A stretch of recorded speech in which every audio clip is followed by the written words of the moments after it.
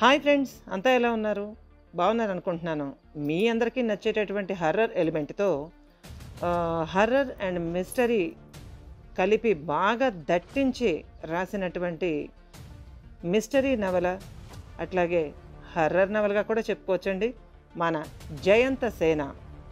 ఈ mystery horror నవలకి మీ అందరికీ స్వాగతం. ఇంకా మన ఛానల్ని, ఆడియో ఫేస్ ఛానల్ని సబ్స్క్రైబ్ చేసుకోండి, లైక్ చేయండి, షేర్ చేయండి, అట్లాగే కామెంట్స్ రూపంలో మీరేమనుకుంటున్నారో తెలియచేయండి. ఇక ఆలస్యం చేయకుండా మనం మెయిన్ స్టోరీలోకి అయితే వెళ్ళిపోదామండి. రండి, ఆస్వాదించండి, ఆనందించండి, ఎంజాయ్ చేయండి, ఎంకరేజ్ చేయండి మన జయంత సేన. ఇక కథలోకి అయితే వెళ్ళిపోదాం పదండి. ఇంకా ఎంత దూరం వెళ్ళాలి విక్కీ? రోహిణి భయంగా అడిగింది. వర్షం తీవ్ర రూపం దాలుస్తోంది. ప్రకృతి పగబట్టినట్టుగా క్షణక్షణానికి తుఫాను ఎక్కువైపోతుంది. అసలు తుఫాను సమాచారం ఏమీ తెలియదు. సెల్లో సిగ్నల్స్ లేవు. ఇంకో 80 కిలోమీటర్ల దగ్గరలో ఉన్నాం ఆంటీ, చెప్పాడు విక్కీ. అతడి కళ్ళు రోడ్డుని తీక్షణంగా చూస్తున్నాయి. అదేమాన్సర్ విక్కీ, ఇంకా 80 వెళ్ళాలా? దూరాన్ని దగ్గరగా చెప్తున్నావు, ఒకంత ఆశ్చర్యంగా అంది Rohini. That is attitude Rohini. ఈ ప్రతికూల పరిస్థితుల్లో ఫర్లాంగ్ దూరం కూడా మనకి ప్రమాదంగా మారింది. ఇలాంటప్పుడు వెళ్లాల్సిన దూరాన్ని పాజిటివ్గా చెప్పాడు మన విక్కీ. దూరం కంటే దగ్గర ఎక్కువ బలం కాదు. విక్కీని ప్రశంసగా చూస్తూ చెప్పాడు డాక్టర్ అగస్త్యన్. విక్కీ ముఖంపై అంగీకారంగా చిన్న నవ్వు మెరిసింది. అంతే, బాగుంది. కానీ విక్కీ, ఈ వానలో మన పరిస్థితి ఇలా వెయిట్ చేయడమా ఆంటీ? మనమేం చేయగలం? No way. ఈ వాన కాస్త నెమ్మదిస్తేనే దారైనా మనకు కనపడుతుంది. మీరేమీ కంగారు పడకండి. ఎంత బీభత్సమైనా మరీ ఎక్కువ టైం ఉండదు, మ్యాక్సిమం 1 గంట. అంతవరకు ఇలా సేఫ్గా కాస్తైపు ఆగడమే తప్ప ఏం చేయలేం. నేనున్నానుగా. టేక్ రెస్ట్ అమ్మా అన్నాడు విక్కీ. అతడి మెదడు తీవ్రంగా ఆలోచిస్తోంది. అతడి ఊహకి మించిపోతోంది పరిస్థితి. నల్లటి మబ్బులతో పట్టపగలే భీతి గొలిపేలా ఉంది వాతావరణం. తన మాట అంటే ఆమె మరీ బెదిరిపోతుందని కామ్గా ఉన్నాడు. అతడి కళ్ళు చురుగ్గా ఉన్నాయి. మెడ మీద ఎడం చేత్తో రుద్దుకున్నాడు. గాలి, విసురు, వాన కలిసి చెట్ల కొమ్మలు అక్కడక్కడ విరిగి పడుతున్న చప్పుళ్ళు వినిపిస్తున్నాయి. మరీ హారిబుల్గా ఉంది, డాక్టర్ అగస్త్యన్ మెల్లిగా అన్నాడు. డోంట్ వరీ సార్, ఇంకాసేపట్లో నెమ్మదిస్తుంది. ఎంతసేపు ఉంటుంది? విక్కీ జవాబిచ్చాడు. బాయినెట్ మీద ధన్మని పడింది ఒక కొమ్మ. దాని అదురుకి స్టీరింగ్ని పట్టుకున్న విక్కీ చేతుకున్న బ్రాస్లెట్ కదిలింది. మై గుడ్నెస్, ఇంకాస్త ఫోర్స్గా పడుంటే గ్లాస్ కూడా డ్యామేజ్ అయి ఉండేది. విక్కీ మాటలకి రోహిణి భయంగా అనిపించింది. ఏదోలా ఉరిమింది ఆకాశం. విక్కీ చెవి మీద రోమాలు నిక్కబడుచుకున్నాయి. ఏదో ప్రమాదాన్ని శంకించాడు అతను. మరో 15 నిమిషంలోనే అతి దగ్గరలో పడింది ఒక ప్రమాదకరమైన పిడుగు. అదెంత కరెంట్తో ఉంది అంటే ఒక్కసారి పట్టపగల్లా వెలిగిన వెలుక్కి జీప్లోని ముగ్గురికి కళ్ళు పచ్చబడిపోయినాయి. కర్ణభేరి పగిలిపోయేంత శబ్దం. ఒక రకమైన కరెంటు తీగలు కాలిన వాసన. తెలుపు, లేత ఎరుపు రంగుల్లో మెరుస్తూ పడిపోయింది పిడుగు. ఒక్కసారిగా ముగ్గురు భయభ్రాంతులకు గురయ్యారు. కానీ అదృష్టం వాళ్ళ వైపు ఉంది. ఇంకా భూమి మీద నౌకలుండబట్టే 10 అడుగుల దూరంలో పడింది పిడుగు. దాని అదురుకి భూకంపం వచ్చినట్టు స్వింగ్ అయ్యింది జీప్. ఆ దట్టమైన వృక్షాల మధ్యలో రిబ్బన్ లాంటి రోడ్డు మీద వర్షధారల్లో విక్కీ జీపు ప్రకృతి బీభత్సంలో చిక్కుకుంది. Oh my god! ముగ్గురు ఒకేసారి రియాక్ట్ అయ్యారు. ఏమైంది రోహిణి? ఆందోళనగా అడిగాడు డాక్టర్ అగస్త్యన్. ఆమె చెవులు చాలా గట్టిగా మూసుకుంటూ బాధగా కేకపెట్టింది. మూసిన ఆమె కుడి చెవి నుంచి టప్పున దిద్దుల్ని తడిపోతూ జారిపోతోంది రక్తం. అరే ఆంటీ! చటుక్కున డోర్ తీసుకుని వెనకవైపు ఎక్కేశాడు విక్కీ. డాక్టర్ అగస్త్యన్ ఆదుర్దాగా ఆమెనే చూస్తున్నాడు. స్పృహ పోయింది, అంతే. ఇలాంటప్పుడు ఈ ప్రమాదాలు అప్పుడప్పుడు జరుగుతూనే ఉంటాయి. ఫస్ట్ ఎయిడ్ చేద్దాం, డోంట్ వరీ సార్. మరీ దగ్గర అయిపోయాం కదా. పిడుగు ధాటికి చెవి బ్లీడ్ అవుతోంది. మాట్లాడుతూనే ఆమెను సీట్లో పడుకోబెట్టేసి తల సరిగ్గా పెట్టి ఉపచర్యలు ప్రారంభించాడు విక్కీ. ఫస్ట్ ఎయిడ్ కిట్ తీసి ఆమె చెవి దగ్గర క్లీన్ చేస్తూ ఆమెకు మెలకువ తప్పించే ప్రయత్నాలు చేయసాగాడు. డాక్టర్ అగస్త్యన్కి పాపం కంగారుగా ఉంది. రోహిణి ప్లీజ్ వేకప్, అతడి కంఠం అదురుతూ ఉంది. విక్కీ అసలు అవి పట్టించుకోలేదు. వర్షంలో తగ్గుదల కనిపించింది. రోహిణిలో చలనం లేదు. సీట్ బాగా వెనక్కి వాల్చి ఆమె పల్స్ చూస్తున్నాడు డాక్టర్ అగస్త్యన్. కాస్త వీక్గానే ఉంది. తీసిన డోర్కి అడ్డుగా నిలబడి వంగోని రోహిణిని ట్రీట్ చేస్తున్నాడు విక్కీ. ఎదురుగాలి ఫోర్స్గా కొడుతోంది. బ్యాండేజ్ వేయడం పూర్తయింది. రక్తం రావడం ఆగింది. కానీ పూర్తిగా తడిసిపోయాడు విక్కీ. అతడి వెనక వైపంతా నీళ్లు కారేంతగా తడిసిపోయాడు. చలి అదరగొట్టేస్తోంది. అతడికి ఇవేం పట్టించుకోవడం లేదు. అతడి చేతుల నుంచి నీరు కారుతోంది. చలికి వణుకు పుడుతోంది. రోహిణి ఇంకా స్పృహలోకి రాలేదన్న ఆలోచనే తప్ప తన కోసం ఏ ఆలోచన లేదు. అతని ఛాతీ మించి లోపల వైపుకి పడుతున్న వాన నీళ్లకి చకిలికిలి పెట్టినట్టుగా అవుతుంది అతనికి. అతని కళ్ళు రోహిణినే పరిశీలిస్తున్నాయి. ఇలాంటప్పుడు ఒక్కోసారి గుండె ఆగిపోవడం కూడా జరుగుతూ ఉంటుంది. డాక్టర్ అయిన అగస్త్యన్కి అది తెలియంది కాదు. ఏంటిది సిచ్యువేషన్ రివర్స్ అయింది? తీవ్రంగా ఆలోచిస్తున్నాడు అతను. విక్కీ, డోర్ వేసేసి లోపలికి వచ్చాయి. డాక్టర్ అగస్త్యన్ మాటలు విక్కీ విననట్టే నించున్నాడు. డాక్టర్ అగస్త్యన్కి సైగ చేస్తూ రోహిణి అరచేతుల్లో రుద్దటం ఆరంభించాడు విక్కీ. ఆ చల్లగాలికి మరీ చల్లగా అయిపోతున్న రోహిణికి వేడి అందించే పనిలో పడ్డారు ఇద్దరు. దాదాపు పావుగంట తర్వాత ఆమె కదిలింది. అమ్మయ్య! గుండెల నిండా గాలి పీల్చి వదిలాడు డాక్టర్ అగస్త్యన్. అప్పటికి అరగంట నుంచి లోలోన ఒకంత ఆందోళన పడుతున్న విక్కీ మనసు కూడా కుదుటపడింది. దేవుడా, ఆమెకేం కాదు, బయటపడింది. రిలాక్స్గా వచ్చి డ్రైవింగ్ సీట్లో కూర్చున్నాడు. విక్కీ బట్టల నుంచి కారుతున్న నీళ్లు చిరాకేసింది విక్కీకి. కిందకి దిగినా ప్రయోజనం లేదు. ఈలోగా రోహిణికి పూర్తిగా మెలకువ రావడంతో ఊపిరి పీల్చుకున్నాడు. Rohini, how are you now? ఆతృతగా అడుగుతున్నాడు అగస్త్యన్. ఆమె మెల్లగా కూర్చునే ప్రయత్నం చేసింది. వీలు కాలేదు. మీరు అలాగే రెస్ట్లో ఉండండి ఆంటీ, కాసేపట్లో సెట్ అయిపోతారు నవ్వుతూ అన్నాడు విక్కీ. ఆవిడ ముఖంలో ఇందాకటి షాక్ ఇంకా అలాగే ఉంది. విక్కీ, బాగా కూల్గా ఉంది అన్నాడు అగస్త్యన్. హీటర్ పెడతాను ఉండండి అని జీప్ స్టార్ట్ చేశాడు విక్కీ. స్టార్ట్ కాలేదు. 4-5 సార్లు ట్రై చేశాడు. లాభం లేదు. స్టార్ట్ అవ్వలేదు. అతని కంగారు, అతని కనుబొమ్మలు ముడుచుకున్నాయి. ఏమైంది?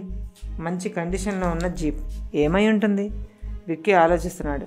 అతని మేసకట్టు నీళ్ల తడికి మెరుస్తోంది. What happened? అగస్త్యన్ ఆందోళనగా అడిగాడు. తెలియదు, చూడాలి క్లుప్తంగా అన్నాడు విక్కీ. జీపు స్టార్ట్ అవ్వకపోవడంతో కాస్త విసుగ్గా ఉన్నాడు విక్కీ. వాన ఉధృతి నెమ్మదించింది. చటుక్కున దిగి బాయినెట్ ఎత్తి చూశాడు. అన్నీ సరిగ్గానే ఉన్నాయి. అతనికి ఏం అర్థం కాలేదు. వానలో తడుస్తూ నిలబడి ఆలోచిస్తున్న విక్కీ కేసి ఆందోళనగా చూస్తున్నాడు డాక్టర్ అగస్త్యన్. తామేమవుతారు? జీపుకేమైనా? తీవ్రంగా ఆలోచిస్తున్న విక్కీకి చటుకున ఆలోచన వచ్చింది. వెంటనే రోడ్డంతా పరిశీలనగా చూశాడు. నీరెక్కడా నిలవ ఉండడం లేదు. రోడ్డు ఎత్తుగా ఉండడంతో నీరు 2 పక్కలకి జారిపోయి మెరుస్తోంది. జీప్లోని ప్లాస్టిక్ షీట్ వేసుకుని జీపు కిందకి తలపెట్టి జేబులోని పెంటార్చిని తీసి పట్టుకుని నోటితో చూస్తూ ఫోకస్ చేస్తూ అడుగు భాగం అంతా వెతకసాగాడు విక్కీ. ఒక దగ్గర ఏదో స్మెల్ వస్తోంది. చెయ్యి పెట్టి తడిమి చూశాడు. 3 వైర్లు డ్యామేజ్ అయిపోయి ఉన్నాయి. అదృష్టవశాత్తు పూర్తిగా మెల్ట్ అవ్వలేదు. వెంటనే టూల్ కిట్ ఓపెన్ చేసి అవసరమైన పరికరాలతో రిపేర్ మొదలెట్టాడు విక్కీ. జీపు అడుగు భాగంలో పెద్దగా ఖాళీ లేదు. అయినా సరే ఫ్లెక్సిబుల్గా బాడీని అడ్జస్ట్ చేసుకుంటూ చకచకా చేస్తున్నాడు. ఏమైంది విక్కీ? అరిచాడు doctor Agasthyan. Minor damage sir అని మాత్రం చెప్పాడు విక్కీ. కానీ అది మైనర్ డ్యామేజ్ కాదు. ఖరీదైన పర్ఫెక్ట్ కండిషన్లోని ఆ జీప్ అంత వేగం ఏమీ కాదు. కానీ ఇందాకటి పిడుగుపడ్డప్పుడు విడుదలైన వేడికి కరెంటు ఫోర్స్కి బాగా దగ్గరైపోవడంతో వైర్లు డిస్కనెక్ట్ అయిపోయి కాలిపోయాయి. వాటిని మామూలుగా ఎవరూ సెట్ చేయలేరు. షోరూంలో ఇవ్వాల్సిందే. కానీ మన విక్కీ అందరిలాంటి డ్రైవరు కాదు. అతని డబ్బు కోసం, అవసరం కోసం డ్రైవ్ చేయడు. అతనికి ఇష్టమైన వ్యాపకం, హాబీ డ్రైవింగ్. కారు కానీ జీప్ కానీ ఏదైనా హెవీ వెహికల్ కానీ నడిపేటప్పుడు ఎంజాయ్ చేస్తూ నడుపుతాడు అతను. చేసే పనిని ఎంజాయ్ చేయడం అతనికి జాంబియా నేర్పింది. జీవితాన్ని ఆస్వాదిస్తూ కష్టాన్ని ఇష్టంగా ఎంజాయ్ చేసే అలవాటు కాలం నేర్పింది. విక్కీ డైరీలో అసాధ్యం అన్న మాటే లేదు. భయం అన్న మాటకి స్పెల్లింగ్ కూడా తెలియదు. అతడిలోని షార్ప్నెస్కి స్కిల్ కూడా తోడవడంతో అతను ఏ రంగంలో అడుగు పెడితే తల వంచి తీరవలసిందే. ఓ అరగంటలోపే చేయాల్సిన వర్క్ పూర్తి చేసి మెల్లిగా బయటకు వచ్చాడు. దాదాపు 10 ఏళ్ల పాటు ప్రపంచంలోని అత్యంత ప్రమాదకర ప్రాంతాలన్నీ తిరిగి వచ్చిన విక్కీని అర్థం చేసుకోవాలంటే సాధారణ మనస్తత్వం సరిపోదు. ఒకసారి స్టార్ట్ చేసి చూశాడు. మరో 2 సార్లకి స్టార్ట్ అయ్యింది జీపు. విక్కీ మొహం మీద విజయ దరహాసం మెరిసింది. తల బలంగా వెదిలించి ప్రాబ్లం సాల్వ్ అయింది డాక్టర్స్, లెట్స్ గో. హుషారుగా కారు స్టార్ట్ చేశాడు Vicky. How are you aunty? వెనక్కి తిరిగి అడిగాడు. నీరసంగా నవ్వుతూ తల ఊపింది రోహిణి. వాన బాగానే తగ్గుముఖం పట్టింది. నథింగ్ ఎల్స్, 1 అవర్లోగా కాస్త లేటుగా వెళ్తాం అంతే.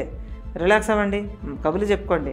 వాటర్ బాటిల్ ఎత్తి క్యాప్ తీస్తూ రోడ్ని పరిశీలిస్తూ అన్నాడు. విక్కీ సామర్థ్యం తెలిసిన ఆ డాక్టర్ దంపతులు విశ్రాంతిగా తమ తమ సీట్లలో చేరబడ్డారు. సన్నగా ఏదో పాట విజిల్ వేస్తూ తిరిగి ప్రయాణం స్టార్ట్ చేశాడు విక్కీ. అతడి లాంటి క్వాలిటీ ఉన్న వ్యక్తి కేవలం ఒక్క వ్యక్తి మాత్రమే కాదు, ఒక సైన్యం. ఎన్నో అడ్డంకులను అధిగమిస్తూ మళ్లీ రోడ్డు మీద బెంగళూరు దిశగా పరుగు ప్రారంభించింది అత్యంత ఆధునికమైన నెంబర్ 1 ఇసుజు జీప్. ఇదేమిటి స్వామి విపరీతం? నిద్రలోంచి లేచినట్టుగా మేలుకున్నారు గురురాజప్ప దంపతులు. మైసూర్ దగ్గరున్న దట్టమైన అడవుల్లోంచి తమ భౌతిక శరీరాలను విడిచిపెట్టి గెస్ట్ హౌస్లోని విద్యతో మాట్లాడి తిరిగి తమ శరీరాల్లోకి చేరుకున్నాయి ఆ గురుదంపతుల సూక్ష్మ శరీరాలు. గురురాజప్ప మొహం ఎర్రగా, చూపులు కఠినంగా ఉన్నాయి. ఆయన నుదుట ఎర్రని కుంకుమ ఆ పాలాక్షుడి 3వ నేత్రంలా మండుతోంది. ఓ పెద్ద పొగడ చెట్టు కింద ఉన్నారు వాళ్ళు ముగ్గురు. సుకృతుడు వినయంగా చేతులు కట్టుకుని నిలబడి ఉన్నారు. వినాశనం తప్పదు సుభద్ర. నేడు సర్వలక్షణ శోభితమైన మన గారాల పుత్రిక మరుద్వతి సర్వనాశనాన్నే కాంక్షిస్తున్నది. నా ఉద్దేశ్యం ఇక చేవలైన పుచ్చు పంటని అగ్నికి ఆహుతి చేయడమే మనకు శ్రేయోదాయకం. అమంగళం ప్రతిహతమవుగాక. చెవులు మూసుకున్నది సుభద్ర. నిజంగా అది అమంగళమే దేవి, కానీ తప్పదని తోచున్నది. శతాబ్దాల మన తపశ్శక్తి, సాధించిన ఇచ్ఛామరణ శక్తి, మన సంకల్పము వృధా చేస్తున్నది మరుద్వతి. బండని ఆలోచనలతో, అపరిపక్వత నిండిన నిర్ణయాలతో కన్నడ రాజ్యలక్ష్మి సెగలోని మెరుపు పూబంతిగా మిగిలిపోవు విశేషమును, అపూర్వ అవకాశమును మూర్ఖముగా విడిచి ఏ దుష్ట పిశాచ ప్రేరణతోనో నేను కష్టించి వేసిన రంగవల్లిక మీద కరాళకేళి ఆరంభించినది. ఊరకుందునా? కాలితో నేలను కొడుతూ ఆగ్రహంతో నిలువెల్లా ఊగిపోతున్నాడు గురురాజప్ప. శాంతం స్వామి, శాంతం. మీరన్నట్లు జరగరాదు. మన కడుపు పంటని తెలిసి మనమే త్రంచగలమా? ఆమె శరీరమే మారినది, జన్మ మారినది, కానీ మనము మారలేదు కదా స్వామి. చిన్ని పాపని శత్రువుగా తలచవచ్చునా? నిదానించి మార్చవచ్చును. నాకు ఒక అవకాశం ఇచ్చినా నేను ప్రయత్నించదను, అర్థింపుగా అడిగింది సుభద్ర. ఎంతైనా స్త్రీ కదా. ఏమీ మాట్లాడకుండా నిరసనగా ఆ చోట్లోంచి వెళ్ళిపోయాడు గురురాజప్ప. ఉన్న చోటనే అచేతనంగా నిలబడిపోయింది సుభద్ర. ఏమిటి తాను చేస్తున్న పని? ఇప్పుడు గురురాజప్ప చేస్తున్నదే ప్రకృతి విరుద్ధం అనుకుంటే తాను చేస్తున్నది ఏమిటి? తానును అదే తలచినది కదా. మరి గత జన్మలోని బిడ్డను ఈ జన్మకు కూడా బంధముగా తానెట్లు చూచుటకు సిద్ధమైనది? ఆమె తన కడుపు పంట కాదు. ఆమె గత జన్మలోని మరుద్వతిగా తన ఇంట పుట్టి ఉండవచ్చు, కానీ మరుద్వతి మరణంతో ఆ బంధము బూడిదైనది. ఆ శరీరం గాలిలో గాలిగా, మట్టిలో మట్టిగా కలిసిపోయినది. ఇంకా ఏమి తన తాపత్రయము? గురురాజప్పకు ప్రస్తుతం ఆమె శత్రువైనా తనకేమి నష్టము? ఆమెను ఎదుర్కొనరాదని, చంపరాదని తానేలా వ్యవసరాలవుతున్నది. చచ! ఈ గందరగోళమున తన బుద్ధియు మందగించినది. ఆమెను ఎవరేమి చేసినచో తనకేమీ అభ్యంతరము? ఇది సరికాదు. ఆమె మనస్సు వ్యాకులం నుండి తేరుకున్నది. ఈ మానసిక శక్తిహారక సంచారమునకు స్వస్తి అనుకున్నది. నిశ్చలముగా పద్మాసనములో కూర్చుని ధ్యాన సమాధిలోనికి కొద్ది క్షణాలలోనే జారిపోయింది సుభద్ర. ఆమె ముఖం ప్రశాంత తేజోమయ కాంతితో నిండి ఉన్నది. మారువేషంలో అడవికి వచ్చిన పార్వతీదేవిలా ఉన్నదామె. గురుపత్ని ధ్యానమగ్నురాలు కావడంతో సుకృతుడు కూడా అక్కడే కూర్చుని గురురాజప్ప కోసం ఎదురు చూడసాగాడు. రాగల ప్రమాదాన్ని ఏమాత్రం శంకించినా గురురాజప్ప అక్కడ నుండి అడుగైనా కదిపేవాడు కాదు. అదే కాలమహిమ. కాలం కలిసి రానప్పుడు 1000 కళ్ళున్న ఇంద్రుడి చేత కూడా తన కళ్ళు తానే మోసుకుని నడిచేలా చేయగల సూపర్ పవర్ ఈ కాలం. కాలం చేసే మాయాజాలం ఏం జరగనంది? ఇంకా ఉంది. ఎలా ఉంది ఫ్రెండ్స్ ఈ భాగం? మీకు నచ్చిందనే ఆశిస్తున్నాను. నిజంగానే గురురాజప్ప అక్కడ నుంచి కదలటం వల్ల, వెళ్ళిపోవటం వల్ల గురుపత్ని సుభద్రకి ఏదైనా ప్రమాదం రానుందా?